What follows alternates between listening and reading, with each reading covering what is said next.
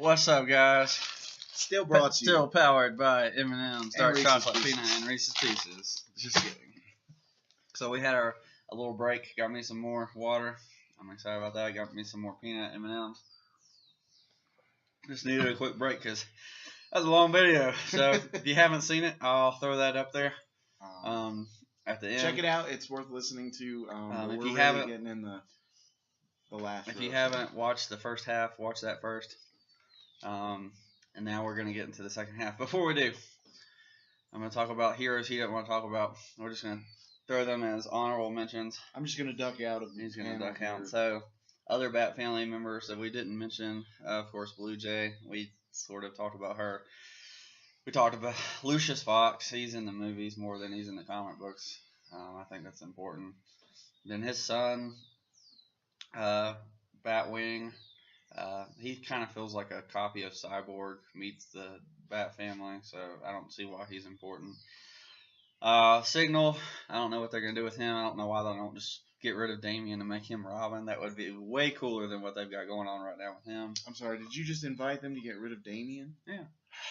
Well, out of the Robin role, make him Ra's al Ghul. That's what I was saying in the last video. No, I agree, but... And then make him Robin. He's the perfect Robin. He was already Robin.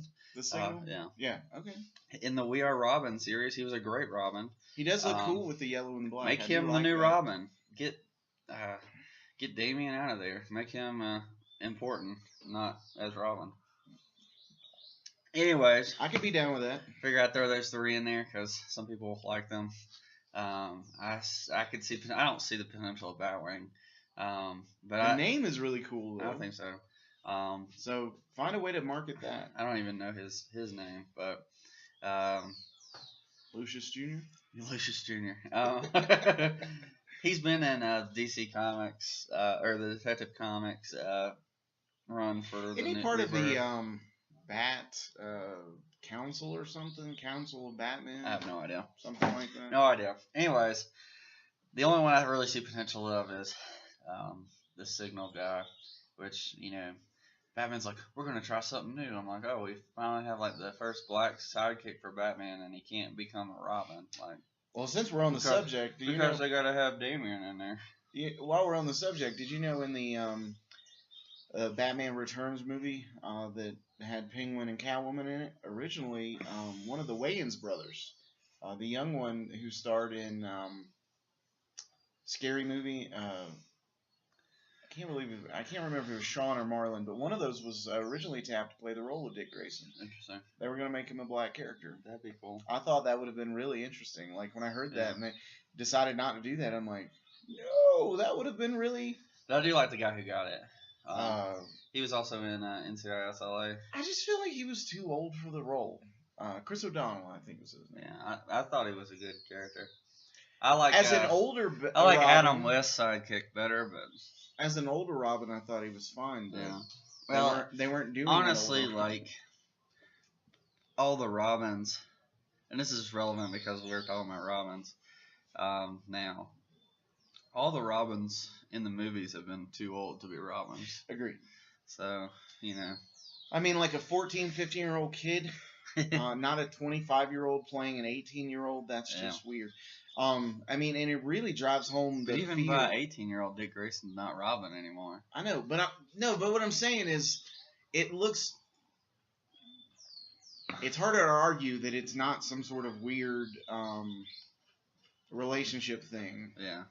Than it is, you know, this older guy who experienced a similar situation in his own life is taking in this kid who's now experiencing this, which we talked about a little bit in the first video. I mean, that's Batman's driving motivation for the Robins is to sort of shelter them when that kind of thing happens to them. All right, so who's next?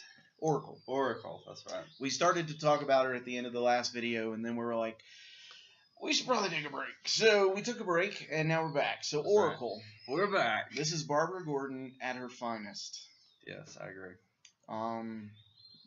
Barbara Gordon. Of all the Bat family. Evolved out of her Shadow of the Bat and became Oracle. Yeah. And it was because of what happened to her with the Joker. And it was a beautiful thing. I think the problem with healing her and making her Batgirl is that she leaves being her own hero and goes right back into the shadow of Batman. In psychology, that's called a regression. Yeah.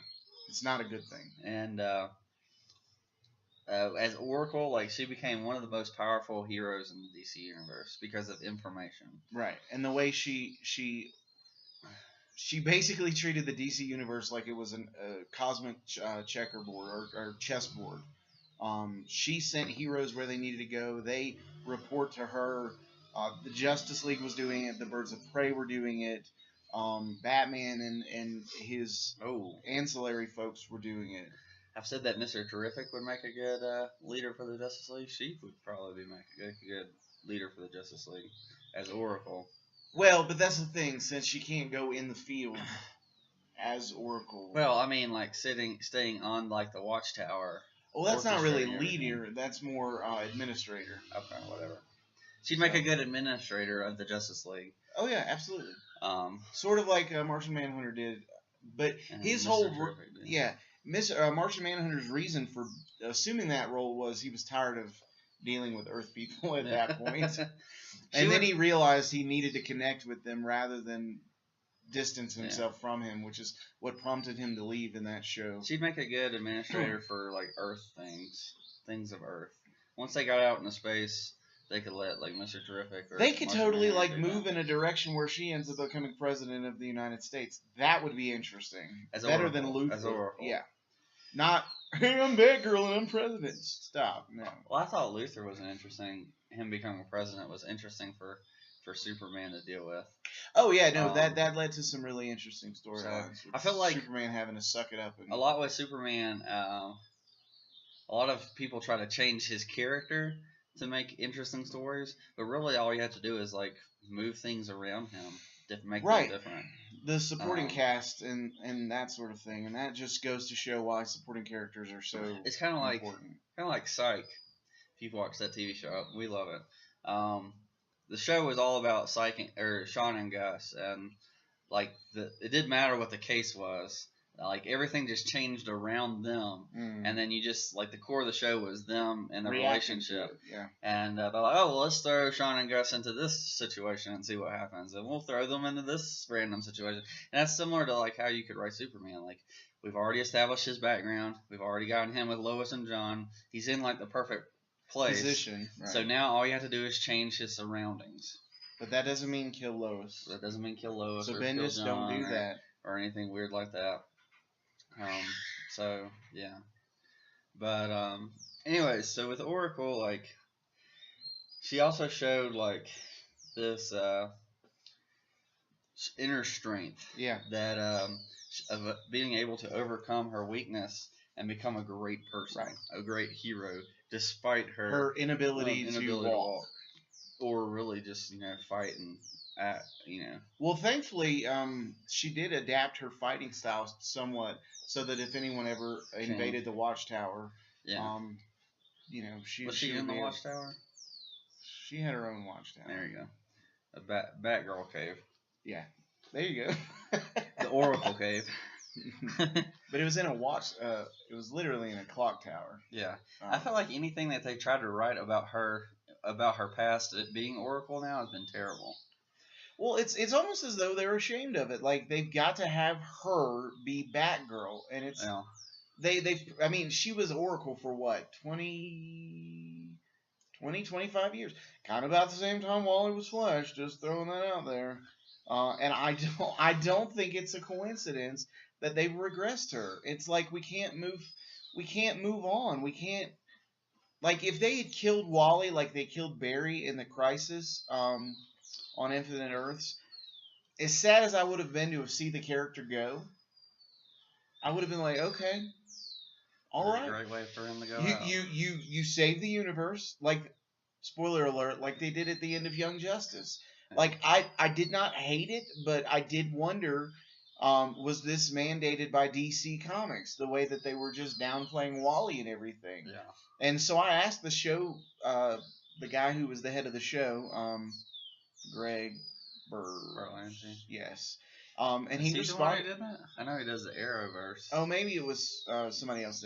It's the same guy who did the Spectacular Spider-Man show. Anyway, I asked him, and he's like, "No, this was our plan all along." I'm like, "Cool, thanks." Yeah. So I don't see the benefit in us going backwards with the character of Barbara Gordon, because she did, like you said, move out of the shadow of the bat. She found a way to stand on her own without the use of her legs, and I use that language very specifically because it's ridiculous to assume that someone in a wheelchair can't somehow become like so powerful that she's like so integral to the DC universe. Like they moved her into a position where you're like, how do they get along without her? Yeah. And now it's like, oh yeah, she did that one time, and that was cool for us, but we'd rather have her standing here next to us, and now she physically fighting. And now because of that past that they're trying to erase, she has like this dual allegiance that doesn't really fit, because she's trying to be Batgirl, but she's also trying to be Oracle. And so she'll run behind the scenes and do all this stuff on the computer and then run back out to the action. Right, like in the Nightwing book you I was just reviewed. like, why can't she just stay behind the scenes? Like with the Nightwing book I just reviewed, she's just Oracle. She's just on the computer doing stuff for Dick while she's doing whatever else she's doing. And he needs help, so she helps him. I mean, one of the things about the Killing Joke was she had retired as Batgirl. Yeah. Like she was like, okay, I'm good. I got that out of my system. I don't know that I want to dress up in the costume and go fight crime all the time. Right. So what did she do? Well, she got shot, and that was really sad because you're like, oh crap, is she gonna die? What's gonna happen? And of course, Joker did some terrible things to her, short of rape. Yeah. He tortured her. He took pictures and he shared them with Gordon, and she overcame all of that. Yeah. Well, that's a powerful message to send to a world where people are being abused on a regular basis, and there's a glimmer of hope in that character that there might be something better out there for them other than just having been abused, and that being their only identity. And not to mention that she's a disabled person. Right, and that reaches a whole demographic that can't even relate to Superman who can fly or things like that. I mean, you dream about being Superman who could fly because you can't walk. Right. But you don't really. I mean, everybody's talking about having a hero that matches what you are, and I'm like, well, you don't have to have that. But right, we didn't. But even it's have good to like, have. I don't mind having stuff like that. And so she reaches like, oh well. I can't. I will dream about being Superman because I can't. Because I'll never be able to fly. But I could be similar to like Barbara Gordon. Right. And serve the greater good with what I have been given, and that's great. That's a really powerful message for all of us. And right. Even if we don't have disability or whatever, we can. Oh, we all have disability in some fashion, right? Like I can never be a police officer because I can't run fast and I'm not tall. I can't be a famous basketball player, but I can enjoy watching those overcome things. our struggles, overcome our and still play basketball. Yeah, just not professionally. Yeah, and still become a great person. Right. And, do great things, even though we can't do what we maybe have originally wanted to. She took crap and turned it into lemonade somehow. Or to put it in funnier terms, I'm teaching my kid about space, and we were watching a video on the space station, and apparently there's a machine that they use to filter their urine to turn it back into drinkable water because water is so heavy that it would be impossible to send it to them with any sort of frequency.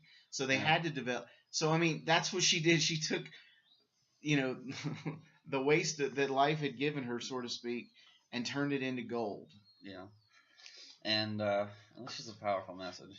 Yeah. So, and I feel like you cheapen the character when you undo that, because now she's just like this preppy teenage girl, basically, or millennial that doesn't really care or doesn't take things seriously and just runs around, and it's almost like she's completely forgotten her past. Whereas like Oracle's a seasoned hero who's been through the worst it can be and come out shining. And thrive. Whereas now she's just back to where she might have begun at the beginning, and it's just like, that's awful. we loved the character because of how powerful she was. She says, "I'm a woman in a man's world, and I'm powerful. I'm disabled, and I've gone through hell and back, and I've overcome that. And all these obstacles that have been in my way, living in the shadow of Batman, living in the shadow of Robin, living in the same world where Superman is, and still becomes a very valuable, important hero.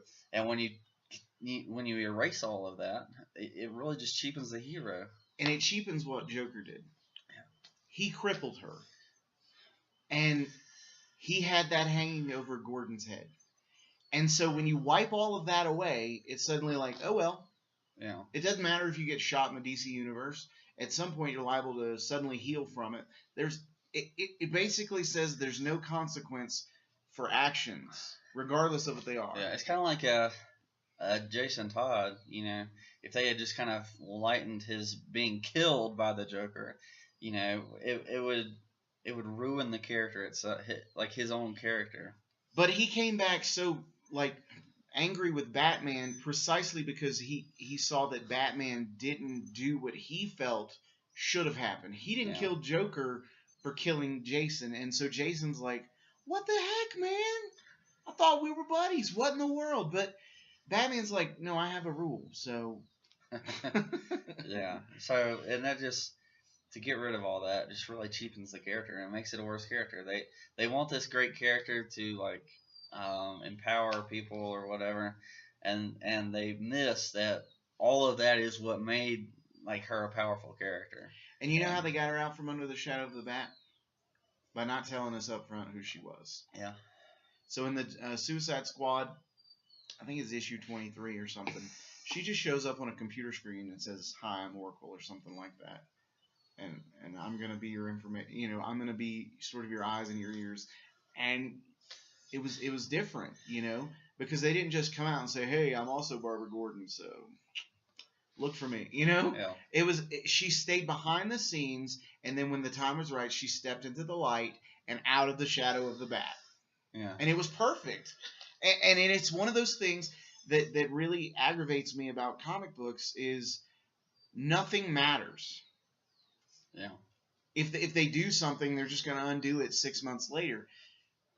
But if you can undo it in such a way that it's a good story, which this hasn't been, or that doesn't devalue what's gone before, right, then maybe I'm willing to read and listen. But so I'm not necessarily opposed to her becoming Batgirl again, regaining her legs. But when you cheapen her time as Oracle and just make it, well, they kind of try to make it an homage, but it's basically non-existent to the way she acts. Right. When you cheapen that, it just devalues the character itself. But if some miracle happens and she's able to regain her legs and stuff, but she has grown as a character and something else has caused her to become Batgirl again, that'd be one thing. Right. Show us that. You know what I mean? Don't just tell us that, but show us that. How she went through the struggle of, well, I've been Oracle for so long now. Right. And I understand the timeline has been radically altered as a result of Rebirth and everything else that's come before that. But at the same time, there's got to be a way to convey that information where we're like, okay, I can get behind this. You show that there's a struggle for her desire to be back out there with her comrades in arms, as opposed to being behind the scenes. Show us that. Don't just say. It would really take a crisis as big as Joker shooting her in the back to make her go back to that, and they didn't do that. There would have to be some kind of giant thing that suddenly just shifted her changing 180 so that she now wants to go back on the streets and fight. Because for a while she was great as Oracle, wanted to be Oracle, didn't want to be Batgirl, but then suddenly they just changed her desires without giving motivation for the desires changing. I could see where maybe Joker starts stalking her after so. Well, I think I don't know how she got her legs back. I don't know how that happened. I assume it's some miracle cure thing. think it was a chip or something similar to But let's say Felicity she's in there. experimental surgery, so they cover it in the news, and Joker happens to read about it, and he's like, you're gonna take away one of my greatest claims to fame. No, and so he stalks her. You know what I mean? I was thinking, and then she like finds this courage to beat the crap out of him, and she's like, maybe there's some value to me being Batgirl again. I was thinking that would be an interesting story, but I feel like what would motivate her more would be if something was going on to somebody else that she loved, and that the only way for her to help them was to actually be physically in the field. And so she forced herself to go through a surgery she didn't want because she had been satisfied with what she had. So she was pushed outside of her comfort zone again to try this experimental surgery. Another option could be her condition was deteriorating as well, and she would have become completely paraplegic. There's lots of good ways to do it to force her back into it. Or quadriplegic, but kind of making it, erasing it cheapens the whole thing. So, anyways, so that's what we think of Oracle. Barbara Gordon's best is Oracle.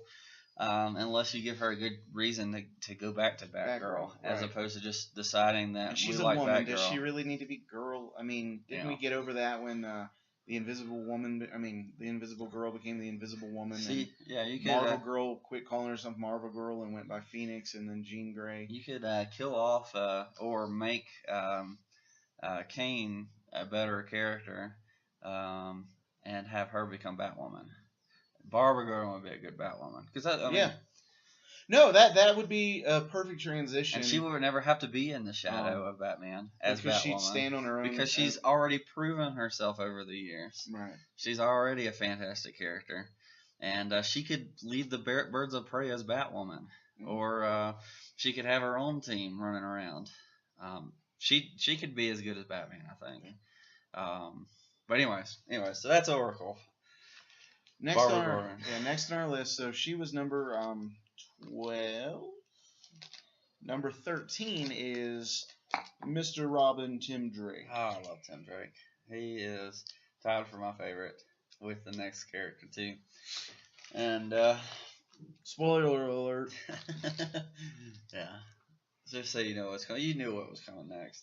Because we've already told you Batman is last. Once you get to Tim Drake, there's not much more you can go. There's two characters left. So, I love Tim Drake. I love that. One of my favorite parts about it is that he figures out who Batman is, and Nightwing. Just is. watching them. He's so good with the detective stuff.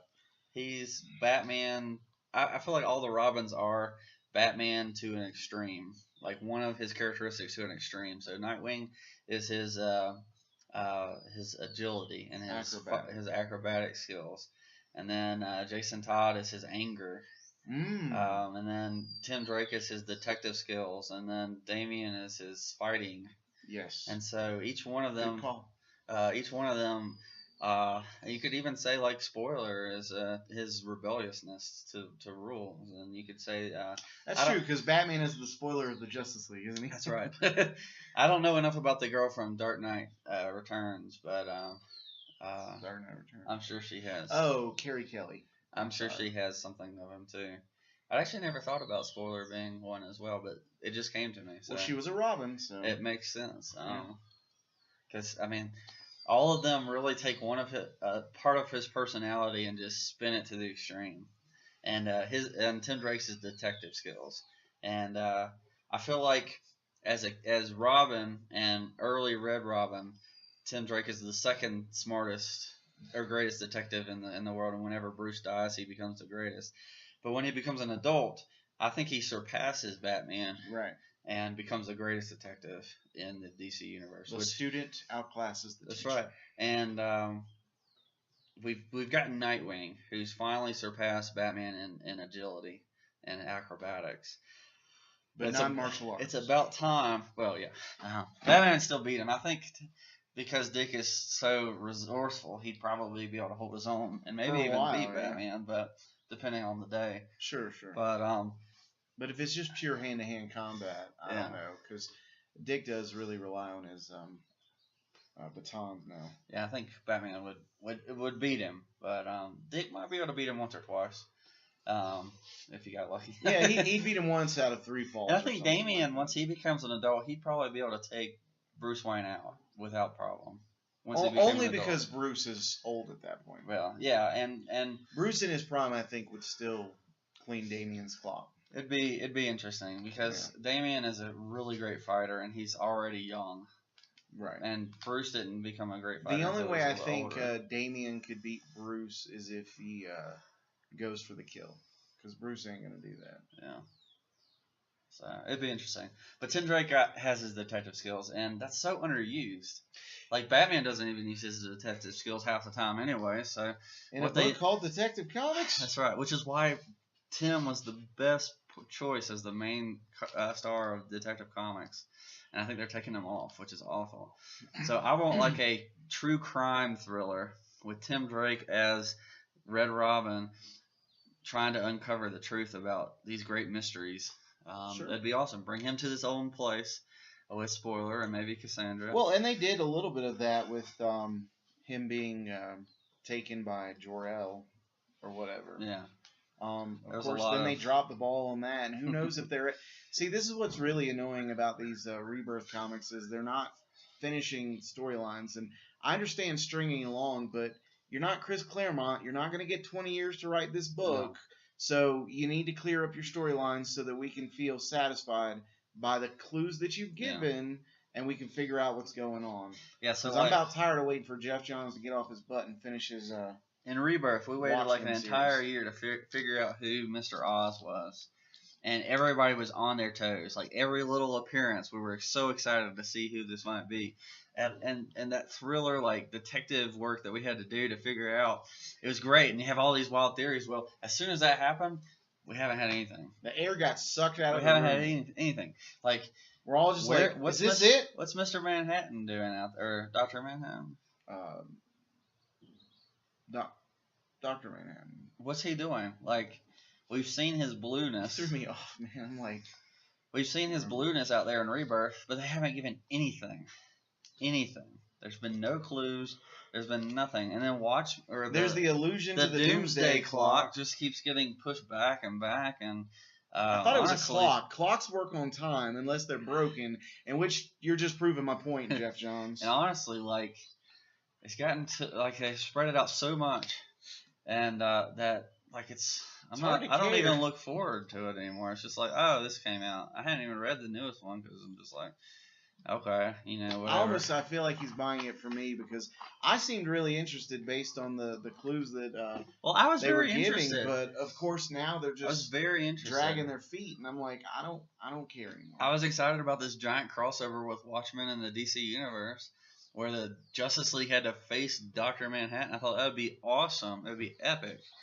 Where it came down to him and Superman against each other. But no, they haven't done anything.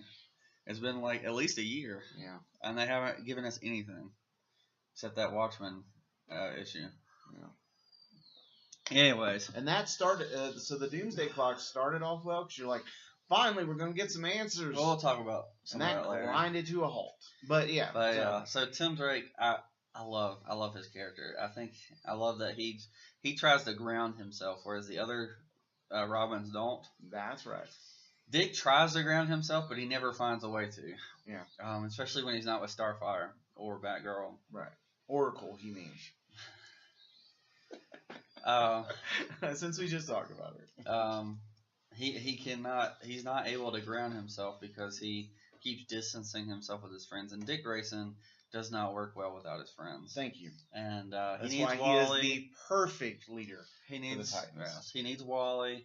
He needs Arsenal. Wonder Girl. Wonder Girl. Just like Batman needs Wonder Woman, he needs Wonder Girl. Even though they're not together, they're not in a relationship, but they have like this awesome brother sister kind of deal that totally works. And you're like, holy crap! I can be friends with a woman in real life, and it not have to be a sexual thing. And that relationship shows yes, you can. So props to Marv Wolfman and George Perez and their work on the Titans. because it was an editorial mandate I was reading earlier that kept them from doing that relationship. Yeah. And so Marv Wolfman just spun it into what we've got now, which is beautiful. Perfect. It is beautiful. Which is, if you haven't read the Titans Rebirth, it's so good. It's excellent. The artwork has been beautiful. Yeah. And I like the guy forward to writing the it, new too. one. We'll still have Wonder Woman or Wonder Girl and Dick Grayson, so that'll be cool. Flash gonna be on Wally? Yeah. I don't think so. Wally's been in the Flash, so Barry Allen called him the Flash. Anyways, I know, but they're fighting now over who's the real fast. But Tim Drake always grounds himself because he realizes what will happen if he doesn't, and that's what they've been exploring in the Batman Eternal. When Tim Drake doesn't ground himself, he becomes the worst Batman. Yeah. Because he plans everything. He's a detective, and so just like Bruce makes all these doomsday plans in case something goes wrong, Tim Drake will do it to the extreme.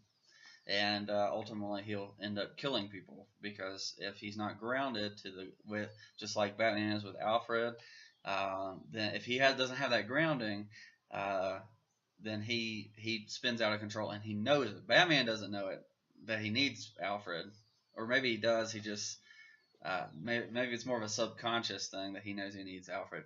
But Tim Drake is very aware that he needs grounding, which is why he surrounds himself with other people, which is why he is very connected with Spoiler, and I think those two are great together because she grounds him and she's not afraid to tell him when he's wrong, and it's great. I love their relationship. Well, while we're talking about grounding, I feel like Batman was instrumental in Tim not getting lost in the Robin identity very early on in his career, because he wanted him to not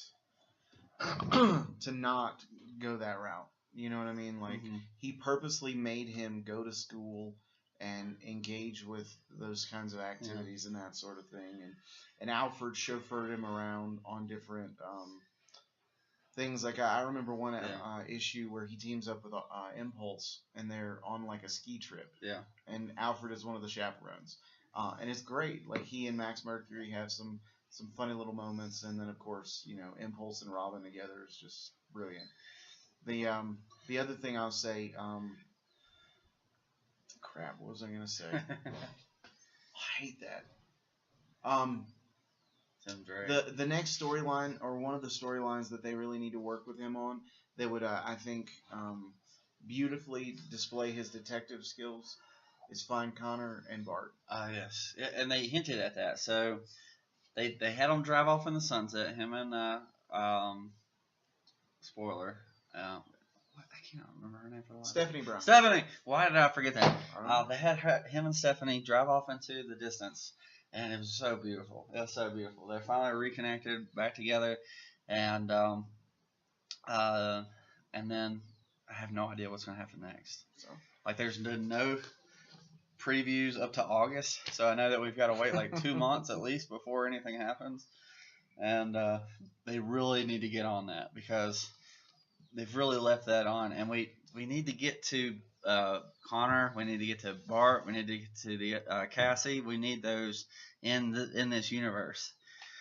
It'd be great. Yeah. They really need to get to those heroes, and they could be the Teen Titans East. Yeah. There you go. Have them go off to their own, have their own comic book series, Make and then make have them go to the West. Or if West. if Tim is going off to college, he and Cassie can go off to college out in the West, right, and take some folks with them. Right. That would be amazing. And take all those characters, Ravenger, because Tim's worked with Ravenger. That's true. They were on the Titans together in that series again. And so he could start his own Titans team, which would be excellent. I mean, we got 3 Justice Leagues coming out. Why can't we have 2 Titans? Or 3 or 3. But I don't know why we need 3. We got 2. Teen Titans, Titans. Well, I'm not. I don't count the Teen Titans. Teen Titans is his own thing. I'm saying Titans. Okay. All right. Anyway, so I love Tim Drake. He's tied for my favorite character. I love that he uses a bow staff, which is a slingshot, which is kind of to even out like his weakness in fighting. And so he adds that to his advantage because he's a little bit weaker, but when he adds that, it evens him out with the other heroes. And so the other Robins, when he's got his bow staff, he's probably about on equal level with the other Robins, fighting wise. Yeah. And I feel like it was, as much as I hated that Dick took Tim off of Robin, I felt like it was good for the character to be thrown out of Robin, because he probably would have been Robin the rest of his life. Right, and he would have settled for that. Yeah. But Dick knows, because Dick had to come out from under that same shadow himself. You ready to transition? Or? Yeah, we will. But honestly, like, I know. I was asking because I was saying, since we're talking about Dick, we can easily segue. We'll segue in, but I want to say this. Honestly, Tim Drake has struggled over the last number of years to find himself. And I think he's finally doing that. He's getting to the point where he's finding who he is. And so this is the perfect time to have a great Tim Drake run, because he finally finds himself. I think he's a great character, of course, because he's my favorite. But if he doesn't find his own soon, then he's going to be a wasted opportunity. Yeah, he'll just be spinning his wheels in the mud. But Dick Grayson. That's number 14, as if that were any shock to anyone ever. Yeah. The second and most important member of the Bat family, Dick Grayson. And first Robin, and arguably Nightwing. The greatest sidekick of all time. In all of comics history. Of all time, I would say. That's what I mean. Yeah. I'm extending it outside of the comic book world. To literature and stuff? To everything. I don't know if there was a better sidekick than Robin, the first Robin. I mean, he was there for what, 30? He became his almost own, 40 years. He even became his mentor's role. He left the role, then came back and took over the mantle for him. He wore it twice. When did he wear it the other time? All right. I know he did it with Damian. Here we go. So, in the 90s, there was a storyline that was meant to give us a 90s version of Batman. Yep. Enter Azrael as Batman. He quickly proved that he couldn't be trusted to be Batman, and so when Batman healed up from Bane breaking his back, Bruce Wayne came and took the mantle back and said, not anymore. And then he gave it to Dick, while Tim took care of some things. I mean, Tim, look at me. Jason. Bruce. Bruce Wayne took care of some things that needed to be taken care of on his end of things. And so for I don't know, it wasn't quite a year. That was before. For 12 issues, yeah. So about 4 months worth of real time, Dick wore the mantle of the Bat. And he fought against Killer Croc. He fought against Two-Face, Tallyman,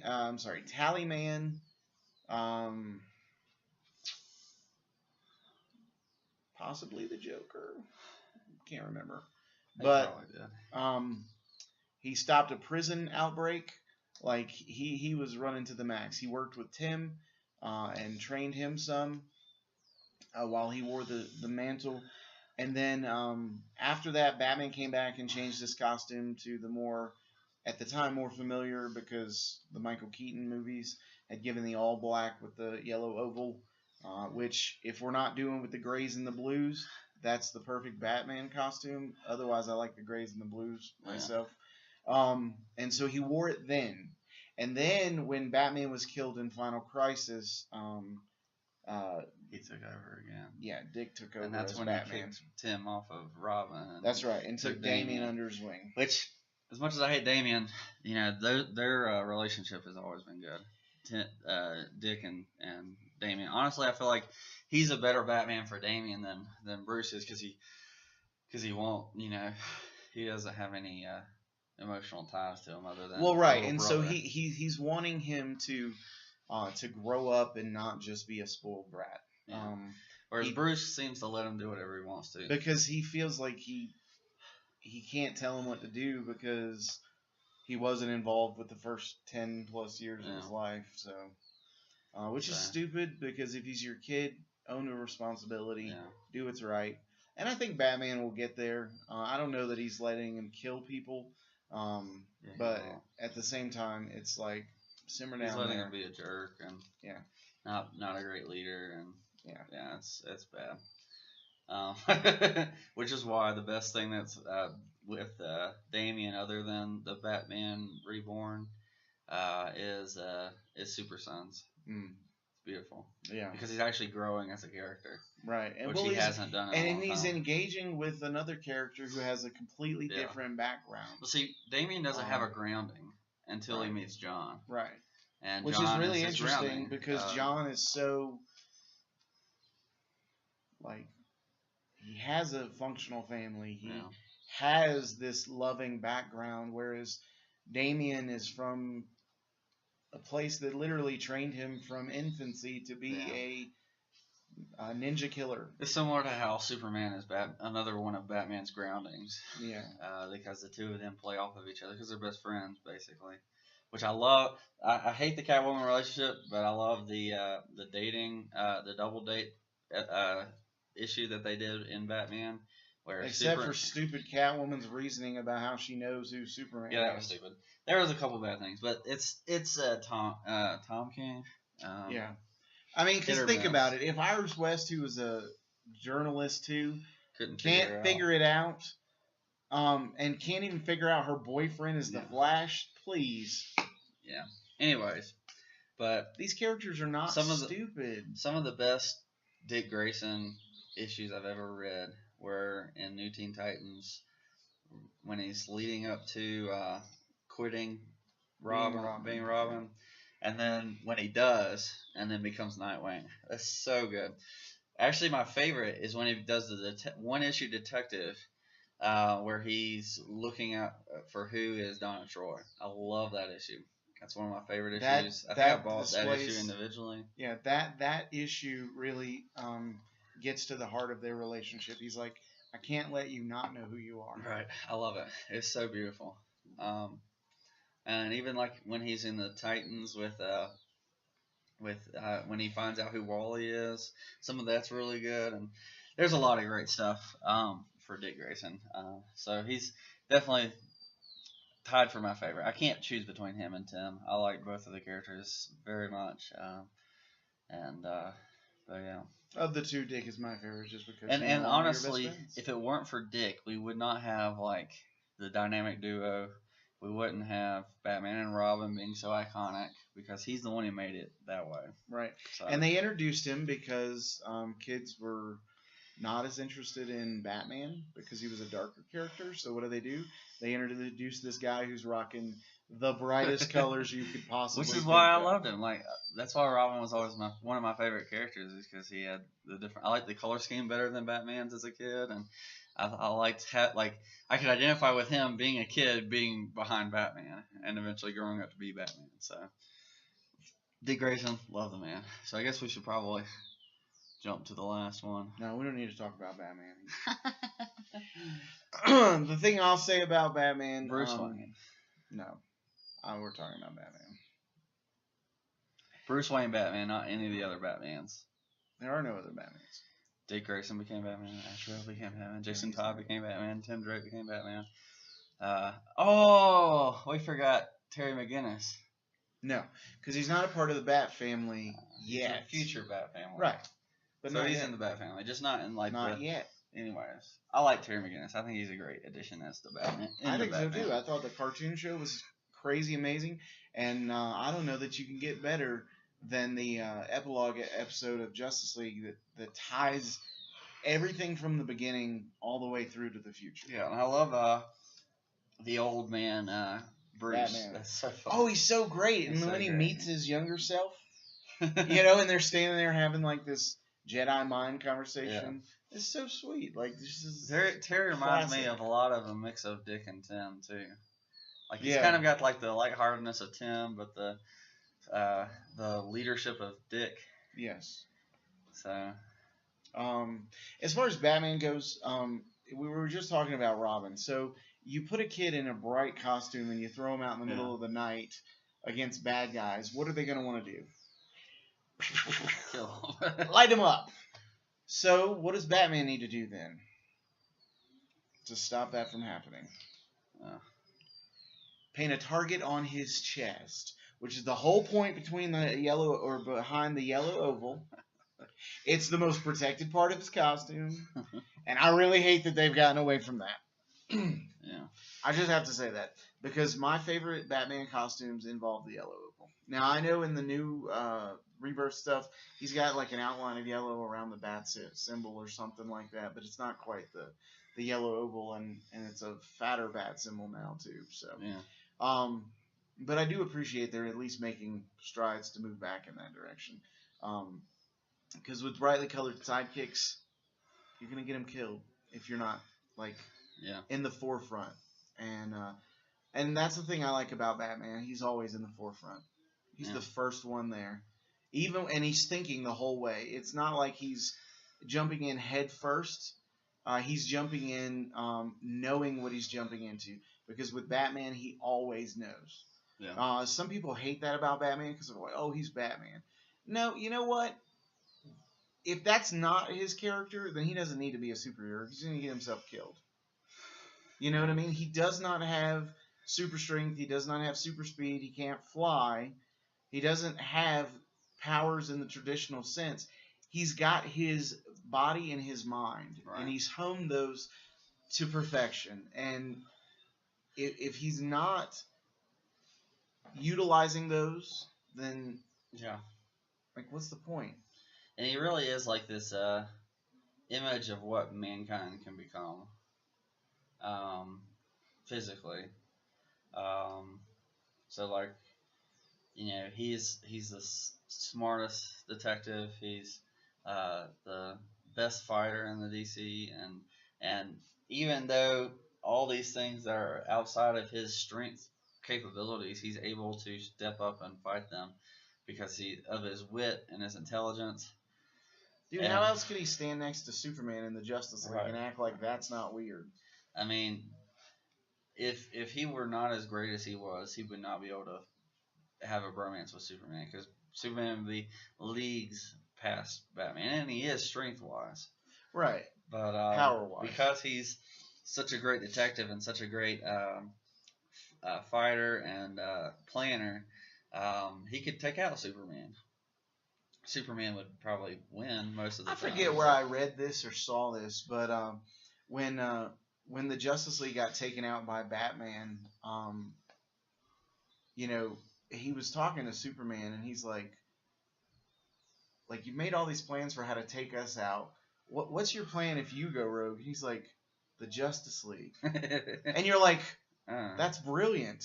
Or the Bat Family. Well, right.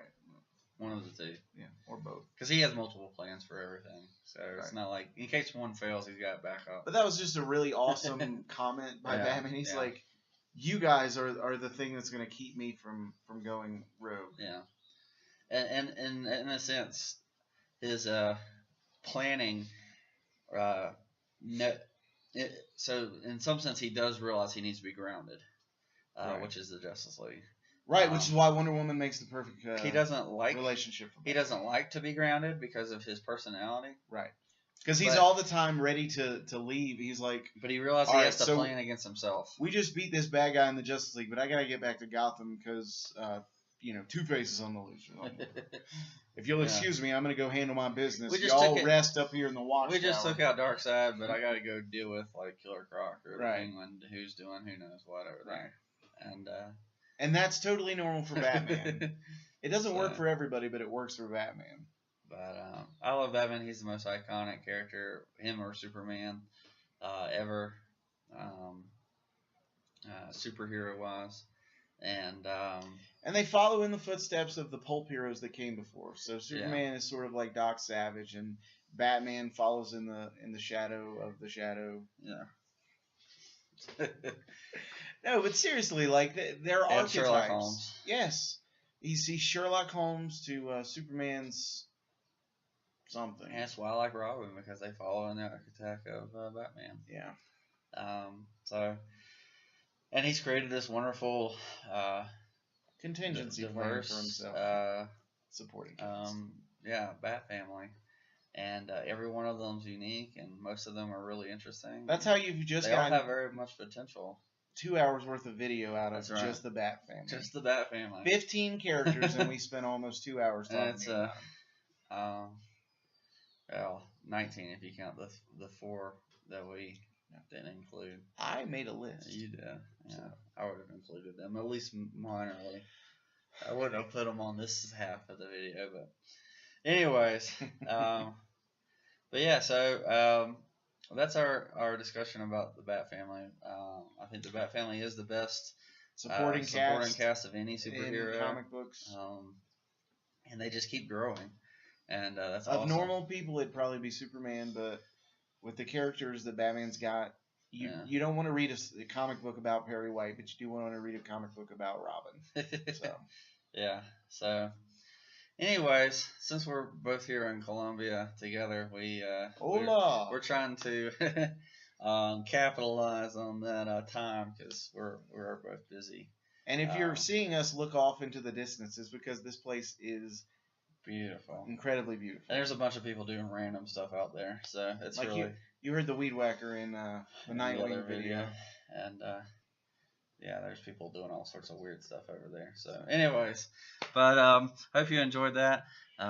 Leave comments at the bottom. Tell us what you want us to talk about, because otherwise we're going to keep coming up with videos like this that go for 2 hours. And we'll just be unguided. And we'll keep doing that probably too. But we see that you all are watching, so we appreciate that. Leave a comment and let us know what you liked and what you hated. Yeah. So, let us know if we should eat more Reese's Pieces or M&Ms with the peanuts in it. We'll do that anyways. Well, that's true, but I just mean, like, which one do you like? Yeah, seriously. That's why I rock the orange, because it goes with my bag. I'm coordinating with my candy today. But anyways, hope you enjoyed that video, both of them. If you haven't seen the other one, I'll link that. But you should go back and watch the part 1. And we will catch you next time. Peace.